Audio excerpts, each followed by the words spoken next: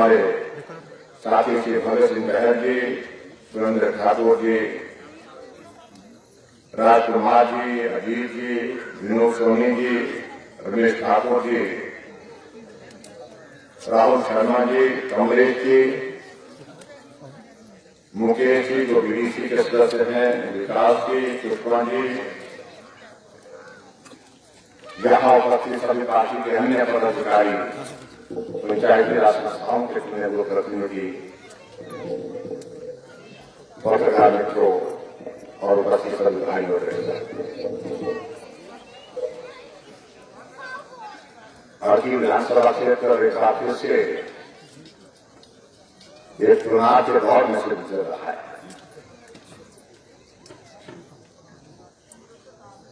श्री वीर भगत सिंह जी आपके विधायक के नाते आप इस क्षेत्र का प्रतिनिधित्व करते थे, प्रदेश के वरिष्ठ नेता थे।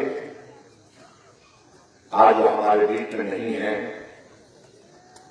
उनको हम श्रद्धांजलि अर्पित करते हैं।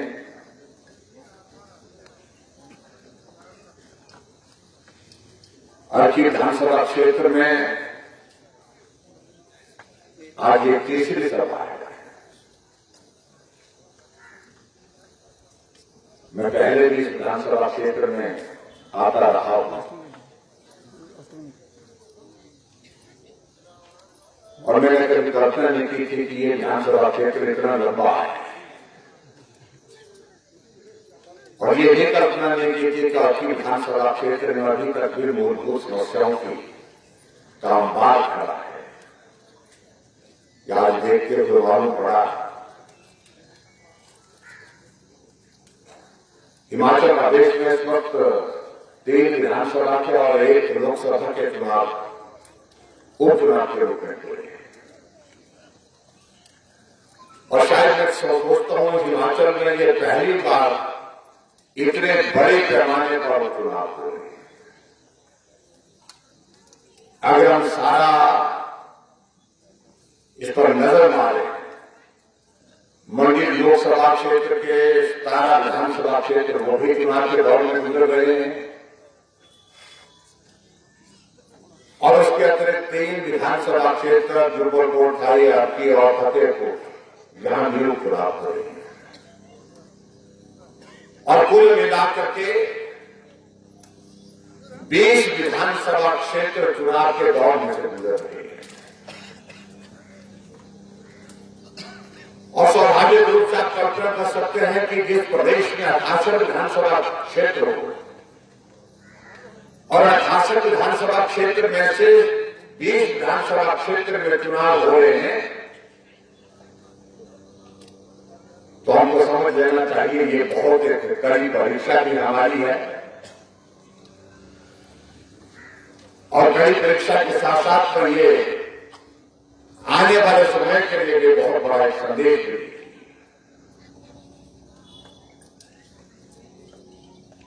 बतौर मुख्यमंत्री आपके इस दिग्गज के गांव में पहली बार आना हुआ,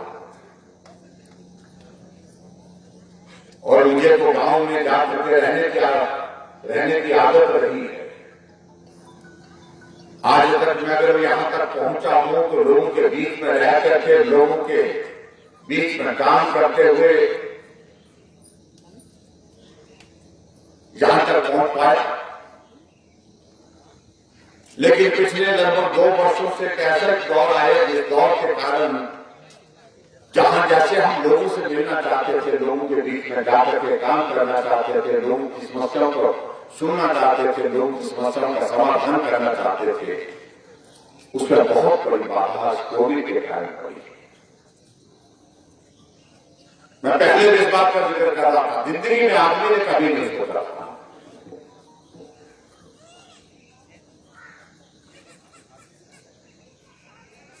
कि दुनिया में कोई ऐसी चीज आएगी जिसको हम खुली आंख से देख भी नहीं सकते हैं, लेकिन हालात ऐसे पैदा कर देगी कि आदमी को घर से बाहर निकलने से रोके। एक दूसरे को जैसे हम गले में मिलते थे, मिलकर के हम बात करते थे, साथ चल करके काम करते थे,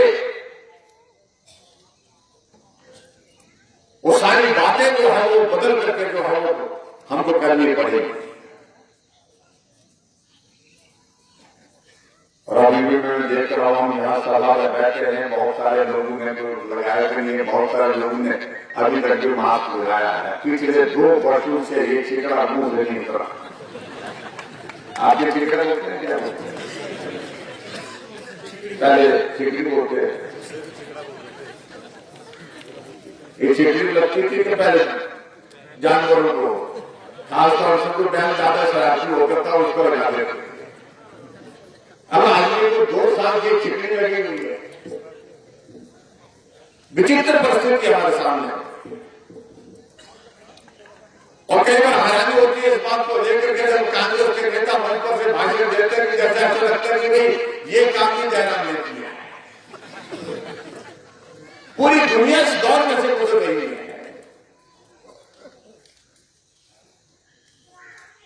लेकिन मुझे इस बात को लेकर के प्रसन्नता है कि इतने बड़े संकट के दौर में देश को एक बहुत मजबूत नेतृत्व की जो जरूरत थी वो नरेंद्र भाई मोदी जी ने की। अगर नेतृत्व देश में मजबूत नहीं होता तो आप मानो में क्या परिस्थिति होती।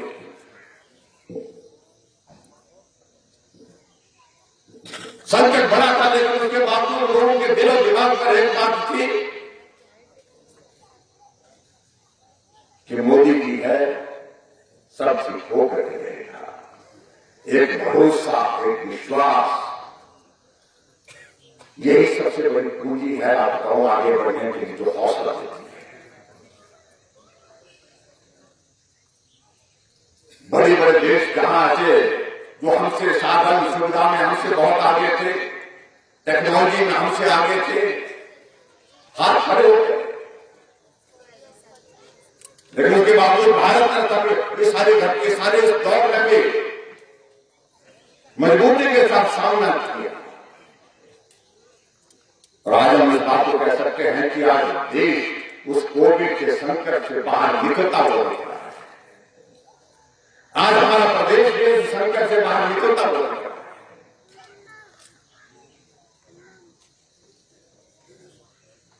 और ऐसे 2 वर्ष के कार्यकाल में हमारे सामने सिर्फ एक काम था कि काम आज नहीं कल हो जाएंगे, कल नहीं तो परसों हो जाएंगे, लेकिन सबसे पहले तो आदमी की जिंदगी को कैसे बचाया जाए ये हमारे विशेष प्राथमिकता थी। हमने प्रयत्न किया, प्रयास किया, जो संभव हो सकता था वो हिमाचल प्रदेश में हमने करने की कोशिश की। और मुझे इस बात की प्रसन्नता है कि कोविड के मैनेजमेंट की अगर बात करें, हिमाचल ने बाकी राज्यों की तुलना में दावे के साथ कह सकता हूं बेहतर ढंग से सारी चीजों को संभालने की कोशिश की। और कोविड के दौरान जहां किसी आदमी को जरूरत बिस्तर की पड़ी, बेड की पड़ी, उसको बेड उपलब्ध हुआ हॉस्पिटल में, जिसको ऑक्सीजन की जरूरत पड़ी उसको ऑक्सीजन मिली, जिसको वेंटिलेटर की जरूरत पड़ी उसको वेंटिलेटर भी उपलब्ध हुआ। ये हमारे लिए सबसे बड़ी बात। कई लोग इस संकट के, इतने बड़े संकट के दौर में भी राजनीति ही करते हैं। ये नहीं हुआ, ये नहीं हुआ, ऐसा होना चाहिए था, वैसा होना चाहिए था। कई लोग को ऐसा ज्ञान बांटते रहे, हमको ऐसा लगता कि पता नहीं कितनी पीढ़ियों से वो कोविड का इलाज कर रहे थे। कहना आसान होता है लेकिन करना कितना मुश्किल होता है। हाँ, हमें इस बात का खेद है कि बहुत लोगों का जीवन इस संकट के दौरान हमने खोया है, उसकी पीड़ा है। लेकिन फिर भी उसके बावजूद जो बेहतर किया जा सकता था वो करने की कोशिश हुई। और हम उन मित्रों को पूछते हैं जो बहुत लंबा भाषण देते हैं, कोविड पर, कोरोना पर लंबा भाषण देते हैं। इस हिमाचल प्रदेश के 50 साल अस्तित्व के हो गए, स्टेट के 50 वर्ष हम मना रहे हैं। और 50 वर्षों में तुमने क्या किया? कितने ऑक्सीजन के प्लांट तुमने हिमाचल प्रदेश में लगाए थे? तो पूछो जरा उनसे, जब आएंगे तो पूछना चाहिए। 2 ऑक्सीजन के प्लांट थे और हमने 1 साल के अंदर 28 ऑक्सीजन के प्लांट हिमाचल प्रदेश में।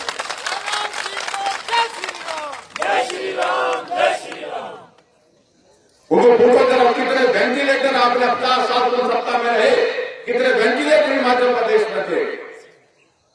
50 वेंटिलेटर हिमाचल प्रदेश में आज भी चलते थे, आज भी चलते नहीं थे।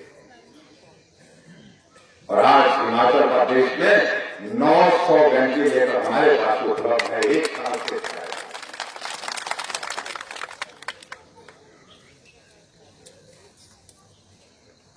हम सेवा करते रहे, हमने पार्टी के साथियों से अपील की, लोगों से अपील की, पंचायत के चुने हुए प्रतिनिधियों से अपील की, कोई भूखमरी संकट के दौरान नहीं रहना चाहिए। कोई भी आदमी हो, कहीं भी हो, उनको मदद करिए। जिसको राशन दे सकते हो राशन दीजिए, जिसको खाना बना करके दे सकते हैं खाना बना करके दीजिए। हमारी पार्टी के कार्यकर्ता यहाँ पर कौमी जी बैठे हैं, इनके इलाके में लंगर लगाया हुआ था, नालागढ़ के इलाके में लंगर लगा हुआ था, पौंटा के और यहाँ नाहन के इलाके में जो मजदूर जो फैक्ट्री में काम करते थे, जो हमारे बाहर के प्रदेशों से हिमाचल प्रदेश में काम करने के लिए आए थे, उस लॉकडाउन के दौरान हमारे कार्यकर्ता उनकी सेवा करते रहे, खाना देते थे, राशन देते थे। और कांग्रेस के नेता क्या करते थे? सिर्फ भाषण देते थे, सलाह देते रहे। सोशल मीडिया पर ये होना चाहिए था, वो होना चाहिए था। और आगे मतलब हो गई जब कांग्रेस के नेता ने बिल बना के भेज दिया पार्टी हाईकमान को, अपनी पार्टी हाईकमान को, कि हमने मास्क बांटे, सैनिटाइजर बांटे, पीपीई किट बांटे, 12 करोड़ रुपए हमने खर्च किए, 12 करोड़ हमारे खाते में डाल दो। आप कल्पना करिए, अगली संकट के दौरान अगर ऐसी पार्टी को सत्ता में रहने का मौका मिला होता तो ये देश को भी लूट खाते और प्रदेश को भी लूट लेते, जो अपनी पार्टी को लूट। मैं सिर्फ इस बात को मैं जिक्र कर रहा हूं क्योंकि आप सबके बीच में आने का अवसर नहीं मिल पाया, इच्छा होने के बावजूद। इसलिए नहीं क्योंकि हम खुद ही नहीं चाहते थे कि हम जब जाएंगे लोगों के बीच में भीड़ होगी तो कोविड का संकट और ज्यादा गंभीर हो सकता है। इसलिए हमने तय किया कि नहीं जाएंगे। अब जब जाकर के जब मामले कम हुए, जब संक्रमण कम हुआ तो तब जाकर काम किया।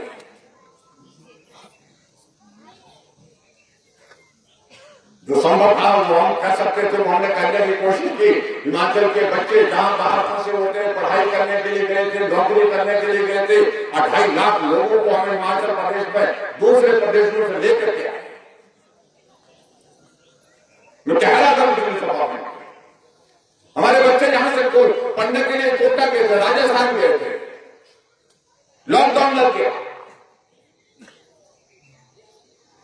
बच्चे भूखे प्यासे ढाबे में जहां वो खाना खाते थे, रेस्टोरेंट में खाना खाते थे, वो सारे बंद हो गए। सूखे ब्रेड खा करके कई दिन गुजारे बच्चों ने पानी के साथ। बच्चों ने वीडियो भेजा बना करके हमको, कैसे हालात में हम यहां फंसे, हमको ले चलो, यहां से घर ले चलो। मैंने प्रधानमंत्री जी से बात की, गृहमंत्री जी से बात की कि हमने भले ही लॉकडाउन लगा है लेकिन मुझे इजाजत चाहिए, मैं इन बच्चों को लाना चाह रहा हूं। 60 बसें हिमाचल प्रदेश के यहां से रवाना की और कोटा से बच्चों को एक बच्चे को बस में उठा करके घर रखो। जय श्री राम, जय श्री राम। 5000 बच्चे हमारे नौजवान जाकर के गोवा में काम करने के लिए गए थे, होटल में, रेस्टोरेंट में। होटल बंद हो गए, रेस्टोरेंट बंद हो गए। उनके मालिकों ने कहा कि हमारे पास कुछ नहीं, आप अपना इंतजाम कर लो, आप चले जाओ। कहां जाते? गोवा से कहां पैदल कर सकते थे, कहां कैसे पहुंच सकते थे? आने का बंद, आने जाने के माध्यम बंद थे। हमने 5 ट्रेनें भी वहां से गोवा से लाई और वो 5000 बच्चों को कालका और ऊना तक पहुंचाया ट्रेन के माध्यम से, और उसके बाद बसों से उनको जाकर के उनके गांव में उनके घर को हम तो ये करते रहे। बच्चे बेंगलोर में थे, दिल्ली थे, नागपुर थे, हैदराबाद थे, मुंबई में थे, उनको लेकर के एक को घर पहुंचा और वो लोग भाषण देते थे। कई बार मैं इस बात का मैं जिक्र करता हूं कि मुझसे पहले 5 मुख्यमंत्री और रहे, वो सौभाग्यशाली थे, उनको ऐसे संकट के दौर में से गुजरना नहीं पड़ा। भगवान ने ये हमारी ही परीक्षा लेने की शायद इन्हें बहुत कुछ सीखने को भी मिला, लेकिन इस परीक्षा के दौर में मुझे सबसे बड़ी प्रसन्नता इस बात की है कि आप सबका सहयोग मिला, समर्थन मिला। पूरे प्रदेश ने कहा कि हिमाचल बेहतर कर रहा है, अच्छा कर रहा है, आप करते रहिए, हम आपके साथ हैं। तब जाकर के हिम्मत हम तुम्हारे साथ हैं। जय राम जी का जय श्री राम। आज वैक्सीन क्या बात है, जब इस बीमारी का इलाज नहीं, वैक्सीन क्या बात करें। कठिन भरी परिस्थितियां होने के बावजूद भी हिमाचल ने पूरे देश भर में पहली डोज को पूरा करने के लिए पहला स्थान हासिल किया। उसके लिए मैं व्यापक देश के प्रधानमंत्री ने कहा कि बहुत बेहतर किया हिमाचल ने, जाकर के बड़ा गुलाम में हमने हेलीकॉप्टर में डॉक्टर की टीम भेजी, नर्सें भेजी, जाकर के वहां पर वैक्सीन करा सकते। कुल्लू के मलाना के गांव में जहां देवता जगदम्बा ऋषि के इजाजत के बिना कुछ नहीं होता है, वहां देवता से परमिशन भेज दी। डीसी को कहा कि परमिशन दीजिए, जाकर के देवता से लीजिए, और वहां जाकर के हमने वो वैक्सीन वहां पर करवाई। और मुझे इस बात की प्रसन्नता है कि आप सबका उसमें बहुत बड़ा सहयोग हुआ। मित्रों, बहुत लंबी बात कहना मुश्किल है, क्योंकि मुझे इसके बाद उनका शोक भी पहुंच गया है। जो दूसरे मैसेज आ गया कि अगर आपने जाना तो आई जाएगी, नहीं तो हम चल पड़े। आज आपके बीच में विशेष तौर से हम यहाँ पर बात करने की आए। पिछली बार जब विधानसभा का चुनाव था, वीरभद्र सिंह के यहाँ से चुनाव लड़े और मुख्यमंत्री स्वाभाविक रूप से मुख्यमंत्री कहीं से चुनाव लड़ते हैं तो लोगों को लगता है, उम्मीद होती है कि बहुत कुछ होगा, ये भी होगा, वो भी होगा, ऐसा भी होगा, वैसा होगा। लेकिन मैं बधाई देना चाहता हूँ रतन मांझी को, इनको वीरभद्र सिंह जी के साथ ये टक्कर ली, इनमें सबने टक्कर ली और थोड़े से ही वोटों से शायद वीरभद्र सिंह के जीवन का सबसे कम अंतर से जीतने का ही मौका।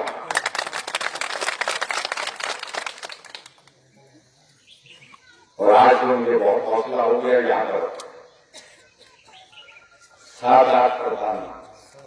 7 प्रधान जो है वो उप प्रधान, बीडीसी मेंबर, वार्ड मेंबर, सबके सब जो है वो भारतीय जनता पार्टी में हमारे साथ करने के लिए मैं उन सबका अपने परिवार में शामिल होने के लिए अभिनंदन करता हूँ, स्वागत करता हूँ और उनका भरोसा देता हूँ कि परिवार के सदस्य के रूप में आपके लिए जो भी हमारी सेवा होगी, जो भी हम काम कर सकते हैं, उसमें कहीं भी कमी नहीं छोड़ेंगे। नौजवान दो युवक मंडल जो अपने स्वेच्छा से अपने साथ नौजवानों को लेकर के हमारे साथ जुड़े, उनका भी मैं स्वागत करता हूं। उनका भी भाइयों बहनों, अब बातें बहुत हो रही। हिमाचल प्रदेश में हमारी सरकार का 3.5 वर्ष से ज्यादा 4 साल का कार्यकाल पूरा हुआ है। सेवा करते हुए, काम करते हुए, अगर 2 साल की कोविड का ये दौर नहीं होता तो हिमाचल की परिस्थिति में कह सकता हूं, नारे के साथ कह सकता हूं और खराब होती। लेकिन फिर भी उसके बावजूद काम नहीं रुकने दिया। मैं इस बात को मैं देख रहा था, हर विधानसभा क्षेत्र में पिछले दिनों में हमने चाहे वो वर्चुअल कार्यक्रम किए, चाहे एक्चुअल हमने कार्यक्रम किए, लगभग 300 करोड़ रुपए के उद्घाटन और शिलान्यास विकास के कार्य विधानसभा क्षेत्र। जब विधायक के रूप में रतन भाजी नहीं विधानसभा के अंदर पहुंच पाए तो हमने इनको सम्मान दे करके इनको चेयरमैन के साथ में बना करके, ताकि इनके सम्मान को और ज्यादा बढ़ा सके। और आज आपको के बीच में निवेदन करने के लिए 4 वर्ष बीत गए, उसमें भी काम किया। रतन भाजी ने कहा कि चुनाव जीतने के बाद दूसरे दिन के बाद ही निकल पड़े थे लोगों के बीच में जाकर के मिलने के लिए, काम करने के लिए। और अभी भी हम हिमाचल प्रदेश में जब सचिवालय में होते हैं, कभी किसी मंत्री के दफ्तर में, कभी किसी मंत्री के, नहीं तो फिर हमारे दफ्तर में आ जाते हैं। इसलिए कि उनकी इच्छा है कि मैं यहां ज्यादा से ज्यादा काम कर सकूं और ज्यादा से ज्यादा काम करने के लिए प्रयत्नशील हैं। लेकिन मैं एक बात जरूर कहना चाहता हूं, अगर इस अर्की विधानसभा क्षेत्र में आपको लगता है, हालांकि काम हमलों के बावजूद भी किए हैं, अगर कमी रह गई है, ये एक वर्ष रतनलाल जी को आप दीजिए, एक वर्ष आप दीजिए, 4 वर्ष की कमी को हम पूरा करें।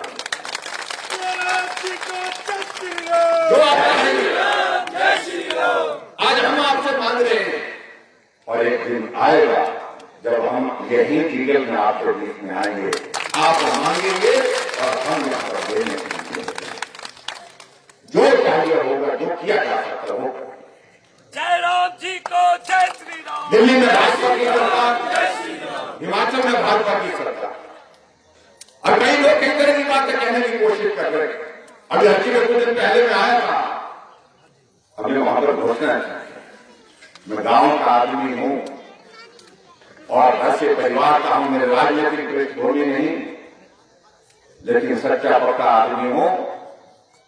जब मैं बचपन में स्कूल में पढ़ता था, 9 किलोमीटर पैदल जाता था, 9 किलोमीटर आता था, 18 किलोमीटर पैदल चलता था। इसलिए मैं कह रहा हूं आपके बीच में, जो हमने उस दिन सभा में यहाँ पर अर्की में जो बोला है, जो घोषणा की है, जैसे ही आचार संहिता समाप्त होगी, एक घोषणा को पूरा करके देंगे, ताकि आपके क्षेत्र के विकास में जो वादा हमने किया है उनको हम पूरा करें। आपके यहाँ पर मान साइंस ब्लॉक ही रही, जिसका ये छोटा सा, बहुत छोटा सा, ये हमारे दिन में छोड़ दीजिए, इससे ज्यादा मैं कुछ नहीं कहना चाहता। हम रतनलाल जी को आपके दिन में छोड़ दीजिए, बाकी आप हमारे ऊपर छोड़ दीजिए। इसलिए मेरा आपसे यही निवेदन है। और आपकी बात हिमाचल प्रदेश में आप लोग ने देखा, चाहे लोकसभा की बात है, हम वहां जीते हैं, चाहे लोकसभा के बाद विधानसभा के चुनाव जो वहां हम जीते हैं, पंचायतों के चुनाव में हम जीते हैं, और अब के इस दौर में भी हम जीते हैं, और कोविड में भी हम जो है प्रदेश को बाहर निकालने में सफल हुए हैं। मेरा आप सबसे निवेदन है कि 23 तारीख को आप भारतीय जनता पार्टी के कमल के चुनाव चिन्ह के सामने बटन दबाकर रतनलाल जी को अपना आशीर्वाद दीजिए, और रतनलाल जी हिमाचल प्रदेश की विधानसभा में होंगे, और 1 वर्ष में 4 साल की कमी को हम पूरा करेंगे। ये मैं आपसे करता हूँ, और आप सब आज के इस कार्यक्रम में यहाँ पर पहुंचे, आप सबका बहुत बहुत धन्यवाद, क्योंकि लंबी बात करने के लिए किसी और दिन फिर से आएंगे। आप सबका बहुत बहुत धन्यवाद। नमस्कार, जय हिंद, जय हिंद। भारत माता की जय। धन्यवाद मुख्यमंत्री जी। और भारत मां के नाम चले।